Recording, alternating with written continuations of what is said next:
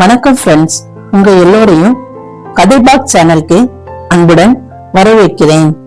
இங்க ஒவ்வொரு நாளும் புது புது கதை உங்களுக்காக. நம்ம வாழ்க்கையில எல்லாமே இருந்தாலும் எதுவும் இல்லாதது போல் இருக்கும். ஆனா ஒரு நேரம் வரும், அப்போதான் நம்ம உண்மையான அன்பு, உண்மையான சந்தோஷம் எங்க இருக்குன்னு புரியும். இந்த கதை ஒரு சிட்டில வாழ்ற பொண்ணு ஒரு சிம்பிள் வில்லேஜுக்கு சம்மர் வெக்கேஷனுக்கு வரா. கிராமத்துக்கு வந்த அந்த பொண்ணோட வாழ்க்கை எப்படியெல்லாம் மாறுச்சுன்னு சொல்லுற ஒரு கதை. இது நிலா, நம்ம கதையோட ஹீரோயின். சென்னையில வாழற 13 வயது பொண்ணு. அவளோட உலகம் மொபைல், யூடியூப், இன்ஸ்டாகிராம். ஏசி ரூம்குள்ள இருந்தாதான் அவ கம்ஃபர்டபுளா இருப்பா.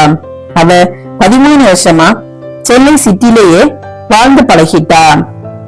நிலாவோட அம்மா அப்பா வந்தாங்க. நிலா சம்மர் ஹாலிடே விட்டாச்சு. இந்த இயர் நீ எந்த சம்மர் கிளாஸுக்கும் போகல, அதனால இந்த இயர் தாத்தா பாட்டி ஊருக்கு போகலான்னு சொன்னாங்க. நிலா சொன்னா, தாத்தா பாட்டி ஊரு ஒரு வில்லேஜ், அங்க இன்டர்நெட் இருக்காது, ஏசியும் இருக்காது, எனக்கு அங்க போர் அடிக்கும், நான் வரல, வேணும்னா தாத்தா பாட்டிய போய் நீங்க பாத்துட்டு வாங்கன்னு சொன்னான். அம்மா சொன்னாங்க, நாங்க முடிவு பண்ணிட்டோம், டிக்கெட் கூட புக் பண்ணியாச்சு, நீங்க வந்துதான் ஆகணும்னு சொன்னாங்க.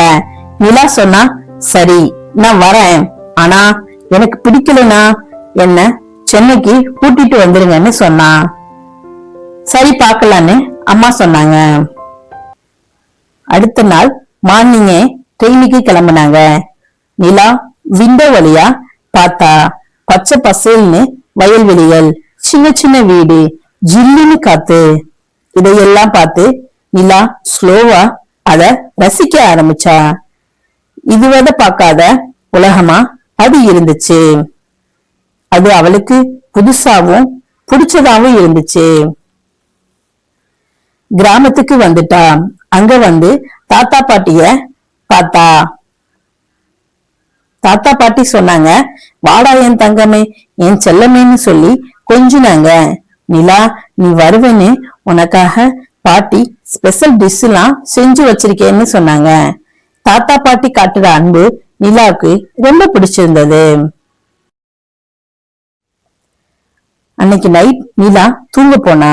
சம்மர்னால அந்த ரூம் ரொம்ப ஹீட்டா இருந்துச்சு. ஃபேனும் ஸ்லோவா தான் சுத்துச்சு. இது போக மஸ்கிட்டோ வேற. அவளால அந்த ரூம்ல தூங்கவே முடியல. அவளோட ஞாபகம் எல்லாம், நாம சென்னையில இருந்தா ஏசி ரூம்ல தூங்கி இருக்கலாம், இந்த ஹீட்டே தெரியாது, அது போக மஸ்கிட்டோ எல்லாம் கடிக்குதுன்னு நினைச்சு அந்த நைட் அவளுக்கு ரொம்ப கஷ்டமா போச்சு. நைட் தூங்காம இருந்ததால காலையில நேரமாவே எழுந்திரிச்சிட்டா. நிலா வீட்டு வெளியே வந்து பார்த்தா. வெளியில பார்த்தா பறவைகளோட சத்தம், ஜில்லுன்னு காத்து, சன்ரைஸ், அது எல்லாம் ஒரு நல்ல பீஸ்ஃபுல்லான மார்னிங்கா இருந்துச்சு. அது அவளுக்கு பிடிச்சதாவும் இருந்துச்சு. தாத்தா எழுந்து வந்தாங்க. தாத்தா நிலாவை பார்த்து, அட என் பேத்தி காலையிலேயே எழுந்துச்சுட்டான்னு சொல்லி நிலா பக்கத்துல வந்து குட் மார்னிங் சொல்லிட்டு, நிலா நைட் நல்லா தூங்குனியாப்பான்னு கேட்டாங்க. நல்லா தூங்குனேன் தாத்தா, ஆனா கொசுதான் கொஞ்சம் கடிச்சுச்சுன்னு நிலா சொன்னா. தாத்தா சொன்னாங்க, கொசு வலை ஏதாவது ரெடி பண்ணிடலாம்னு சொன்னாங்க. சரி வா நிலா, உனக்கு நம்ம வயல்வெளி எல்லாம் சுத்தி காமிக்கிறேன்னு சொல்லி தாத்தா நிலாவை வயல்வெளிக்கு கூட்டிட்டு போனார். அது ஃபுல்லா நம்ம வயல்வெளி தான், இதுல நம்ம விவசாயம் பண்றோம்னு நிலா கிட்ட சொன்னாரு. நிலா எல்லாத்தையும் சுத்தி பார்த்தா. சுத்தி பச்சை பசேல்னு இருந்துச்சு. அப்போ ஒருத்தர் வயல்ல வேலை பார்த்துட்டு இருந்தாங்க. நிலா கேட்டா, தாத்தா இவங்க இவ்வளவு காலையில என்ன பண்றாங்கன்னு கேட்டார். அதுக்கு தாத்தா சொன்னாங்க, நெல்லுக்கு உரம் போட்டுட்டு இருக்காங்கன்னு சொன்னார். ஆமா நிலா, வெயில் மழைன்னு கூட பார்க்காம விவசாயம் செஞ்சாதான் சாப்பிட முடியும்னு சொன்னாரு. விவசாயம் பண்றது இவ்வளவு கஷ்டமான்னு நிலா தாத்தாட்ட கேட்டா. விவசாயம் புடிச்சு மனசார பண்ணினா கஷ்டம் இல்லைன்னு தாத்தா சொன்னாங்க. கிராமத்துல இவ்ளோ கஷ்டப்பட்டு விவசாயம் செய்யறீங்க. ஆனா சிட்டில நிறைய பேர் இது தெரியாம ஃபுட்ட வேஸ்ட் பண்ணிட்டு இருக்காங்க. நான் இனிமே தெரியாம கூட ஃபுட்ட வேஸ்ட் பண்ண மாட்டேன்னு சொன்னா. தாத்தா நிலா சொல்றதை கேட்டு சிரிச்சாரு. நிலா வீட்டுல இருக்கும்போது சில குழந்தைங்க வந்தாங்க. அக்கா, நாம போய் விளையாடலாமான்னு கேட்டாங்க. நிலா ஃபர்ஸ்ட் கொஞ்சம் தயங்கினா. ஆனா கொஞ்ச நேரம் கழிச்சு அந்த பசங்களோட மிங்கில் ஆயிட்டா. விளையாட ஆரம்பிச்சிட்டா. கொக்கோ, கபடி, கிரிக்கெட்னு எல்லாமே விளையாடினாங்க. அந்த நாள் டைம் எப்படி போச்சுன்னு தெரியல.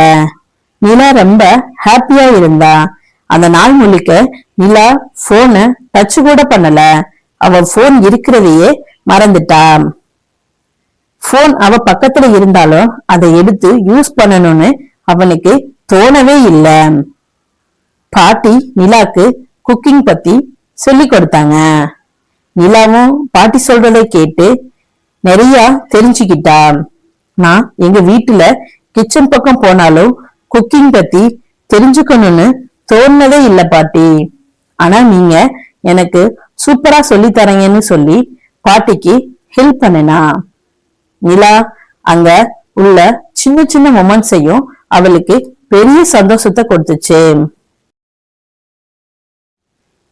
ஒரு நாள் மழை பெஞ்சிச்சு. நிலா பாட்டிட்ட கேட்டா, பாட்டி, நான் இதுவரை மழையில நனைஞ்சதே இல்ல. அந்த ஃபீல் எப்படி இருக்குன்னே தெரியல. நான் ஒரு முறை மழையில நனைஞ்சுக்குவான்னு கேட்டா. பாட்டி சொன்னாங்க, நீ இதுவரை மழையில நனையாம இருந்து இப்போ திடீர்னு நனைஞ்சா ஃபீவர் எதுவும் வந்துட்டா என்ன பண்றதுன்னு யோசிச்சாங்க. ஆனா நிலா முகத்தை பார்த்தாங்க. நிலா முகம் பாவமா வச்சிருக்கிறத பார்த்துட்டு, நிலா நீ போய் மழையில நனைஞ்சுக்கோன்னு சொன்னாங்க.